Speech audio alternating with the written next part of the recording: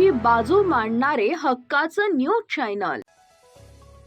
चाळीसगाव तालुक्यातील कोंगानगर इथं पडून 3 जण ठार, 2 जण गंभीर जखमी। शेतात पेरणी करत असताना वीज पडल्यानं घडली घटना।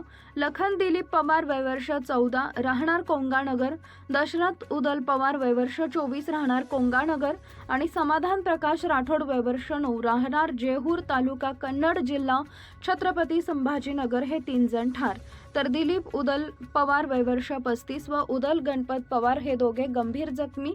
जखमींना तातडीनं चाळीसगाव येथील शासकीय रुग्णालयात करण्यात आले दाखल। सदर घटनेमुळे कोंगानगर गावावर पसरली शोककळा।